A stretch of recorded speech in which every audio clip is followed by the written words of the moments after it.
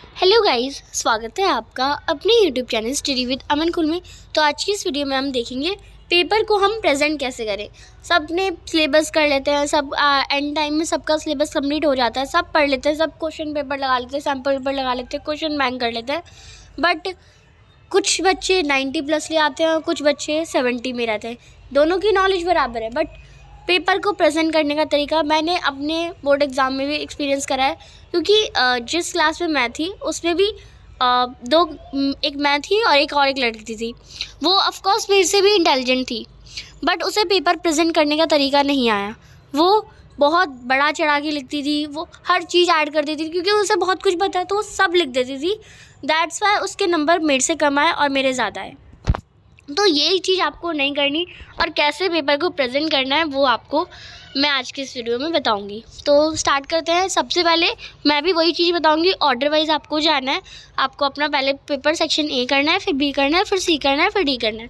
इसके बारे में मैंने लास्ट वीडियो में बताया था कि ऐसा क्यों करना है। क्योंकि अगर आप एक एग्ज़ामिनर हैं और आपके पास 50-50 शीट है और मार्किंग स्कीम में आपको जो आंसर शीट होती है वो सेक्शन वाइज ही दी जाती है। तो अगर आप किसी बच्चे ने पहले सेक्शन डी करा है फिर सी करा है, तो ऐसे आगे जो आपका पेपर होता है जहाँ पे नंबरिंग करी जाती है वहाँ करने में ना थोड़ी मिस्टेक भी हो जाती है। या तो आपने और गुस्सा भी आती है कि सही मैं भी चेक करती हूँ तो मुझे लगता है कि सही ऑर्डर वाइज नहीं कर सकता था बच्चा, तो मुझे आसानी होती करने में चेक। तो ये थोड़ी सी गुस्सा होती है और किसी किसी टीचर का माइंडसेट ऐसा हो जाएगा कि आपको कम नंबर दे कि ऐसा इसने क्यों करा, ऑर्डर वाइज नहीं जा सकता था, ऐसा माइंडसेट हो जाता है जिससे आपके नंबर कम हो जाते हैं। आप क्या कर सकते हैं, सेक्शन ए नहीं आ रहा या आपको बात करना है तो आप उतना देख लीजिए ना कि आपके एमसीक्यू के क्वेश्चन है, एक लाइन में एक एमसीक्यू आएगा तो 20 एमसीक्यू है, तो आपको 2 पन्ने छोड़ देना है। ऐसी सेक्शन बी में आपके एक लाइन 2 नंबर के क्वेश्चन होते हैं, तो 4-5 लाइन में आपको पता है कि हाँ अगर मैं बाद में भी करूँगा तो हाँ मुझे इतने इससे ज़्यादा तो लिखूँगा नहीं, तो उतना आप स्पेस छोड़ दीजिए। बट आपको सीक्वेंस वाइज ही करना है। Next, question wise pencil work. आपको क्या करना है, इसमें आपको पेपर भी जो है वो क्वेश्चन वाइज अटेम्प्ट करना है। जस्ट लाइक क्वेश्चन नंबर 1 के बाद क्वेश्चन नंबर 9 मत कहा कि आपको 9 आता तो मैंने 9 अटेम्प्ट कर दिया, नहीं ऐसा नहीं जाना है। और पेंसिल वर्क को भी ध्यान में रखना है। मैथ्स में ज़्यादातर पेंसिल वर्क का यूज़ होता है, तो आप एक लाइन खींच लीजिए, वहाँ पर अपना पेंसिल से अपना लिखिए और यहाँ पर अपना जो मेन वर्क होता है वो। मैंने कुछ स्टूडेंट का देखा कि शीट ऐसी होती है और ये आंसर ऐसा उसका आंसर जाता है और यहाँ पे पेंसिल वर्क, तो पूरा ऐसे लगता है मिक्स और ये समझ नहीं आता और टीचर ऐसे काट देती है उसका। एंड आपको नंबरिंग पे ध्यान देना है कि आप सही से नंबरिंग डाल रहे हैं। और कुछ बच्चे क्या करते हैं, पेपर हमारा ऐसा होता है और पेपर पे एक लाइन होती है, यहाँ पे आंसर लिखना होता है, आंसर 1, और यहाँ से आंसर स्टार्ट करना होता है। तो आपको ऐसा नहीं करना है यहाँ पे ना, क्योंकि जब का आपका पेपर मुड़ता है, जब आप इसमें थ्रेड लगा देते हैं तो पेपर की वो आंसर नंबर दिखते नहीं है। तो आपको यहीं पे आंसर नंबर 1 लिखना और यहाँ से स्टार्ट करना है, देन आंसर 2, देन यहाँ से स्टार्ट। ऐसे आप यहाँ पे लिखेंगे तो सबसे ऊपर बड़ा नंबर दिखेगा भी। एंड ब्लैक पेन का यूज़ कम से कम करें, क्योंकि कुछ टीचर्स को होता है, मेरी जो टीचर थी उन्हें ब्लैक पेन का बिल्कुल नहीं पसंद था, तो मैंने आज तक ब्लैक पेन यूज़ ही नहीं करा। आपने सेक्शन भी लिखना है तो आपको ब्लैक पेन से नहीं लिखना है, ए से लिखो, आप ब्लू पेन से लिखो। और आपको कोई टेबल बनानी हो टेबल में तो वो पेंसिल से बनाओ। जो भी आप कर सकते हैं, लेबलिंग करनी है तो पेंसिल से करिए, क्योंकि ये छोटी छोटी जो मिस्टेक होती है ना वही आपके नंबर काटती है। एंड लॉन्ग आंसर आपको हमेशा न्यू पेज से स्टार्ट करना है। जस्ट लाइक एमसीक्यू है, एमसीक्यू क्वेश्चन नंबर 1 होता है, क्वेश्चन नंबर 1 के ही 20 पार्ट होते हैं, तो वो एमसीक्यू हो गए। अब क्वेश्चन नंबर 5 है जो कि आपका लॉन्ग आंसर क्वेश्चन है, तो क्वेश्चन नंबर 5, क्वेश्चन नंबर 4 आपका इस पेज में यहाँ तक ख़त्म हो गया, और क्वेश्चन नंबर 5 आप यहाँ से स्टार्ट नहीं करेंगे। अगर लॉन्ग आंसर है तो आप नेक्स्ट पेजेस के लिए स्टार्ट करेंगे, तो नए पेज से स्टार्ट करना है। और केस स्टडी भी सारी 3 केस स्टडी आती है, तीनों केस स्टडी अलग अलग पन्ने में, चाहे वो थोड़ी दूसरे पन्ने में इतनी ही आई हो, बट दूसरे पन्ने से ही आपको स्टार्ट करनी है केस स्टडी। एंड आपको घिचपिच नहीं करनी, जैसे लाइक मैंने घिचपिच को यहाँ पे काट दिया कि आपको घिचपिच नहीं करनी। आप सिंपली ऐसा कट कर सकते हैं या सिंपली ऐसा कट कर सकते हैं। ये जो ऐसे करते हैं, जैसे लाइक केस स्टडी को मैं ऐसे काट रही हूँ, तो ये चीज़ बहुत हाईलाइट हो जाती है कि यहाँ पे काला काला कर रखा है, क्या लिखा था। टीचर को भी जानने की होती है कि क्या लिखा था, इसने काटा था।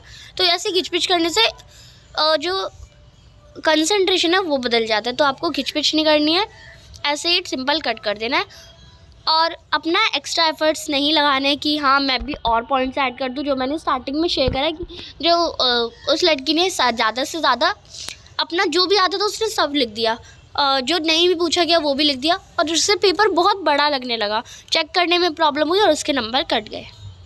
आपको जितना पूछा गया उतना करिए, जितना आता है उतना करिए। देन हैंड राइटिंग इतनी हो कि वो रीडेबल हो, मतलब पढ़ी जा सके। आपको ज़्यादा ये नहीं आना कि छोटी लिख दी एकदम चुनी चुनी सी। यहाँ पे जो मैंने राइटिंग लिखी है वो पढ़ी जा रही है, एक्स्ट्रा एफर्ट।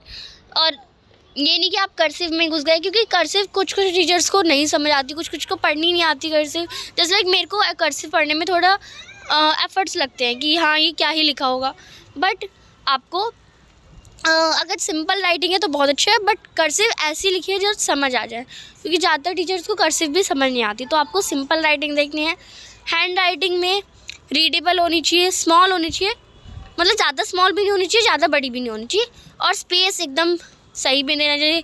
यानी कि अगर आपको ऐसा नहीं करना, जस्ट लाइक मैंने ये एक्स्ट्रा एफर्ट लिखा है तो ये आपको स्पेस मैंने बिल्कुल नहीं दिया, आपको स्पेस थोड़ा बहुत देना है। जस्ट लाइक एक लाइन में आपके 6 वर्ड्स आ जाए, इतना आपको स्पेस में लिखना है। डायग्राम एकदम सिंपल बनाना है। अब कुछ जस्ट लाइक मैं 10th क्लास का कोई डायग्राम बोल दूँ, जैसे लाइक आपका नेफ्रॉन का डायग्राम आ गया। अब वो गुचुड़ ऐसी बहुत डिटेलिंग है उस डायग्राम में। बट CBSE ऐसा नहीं मानती कि आपको एकदम लिटिल डिटेलिंग, आपकी जो NCERT में वही आपको छापनी है एकदम डिटेलिंग के साथ, ऐसा नहीं मांगती। तो आपको एकदम सिंपल डायग्राम भी ऐसे ऊपर सा भी बना देंगे तब भी आपका चल जाएगा। देन अंडरलाइन करना है मेन पॉइंट्स को।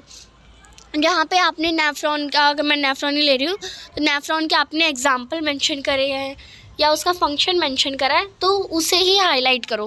पूरा हर एक लाइन हाईलाइट करने के लिए नहीं होती। देन फ्रेमवर्क एंड एक कुछ बच्चों का ये भी माइंडसेट होता है कि ज़्यादा लिखोगे तो ज़्यादा नंबर पाओगे। दैट ये बिल्कुल सही नहीं है। अगर आप ज़्यादा लिखेंगे तो ज़्यादा नंबर पाएंगे, ऐसा कुछ नहीं होता है। आप प्रिसाइज लिखिए और उतने ही नंबर आइए।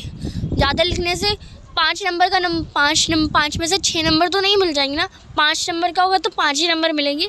तो ज़्यादा लिखेंगे तो और आपका टाइम भी वेस्ट होगा और कोई फ़ायदा नहीं होगा। तो टू द पॉइंट आपको लिखना है।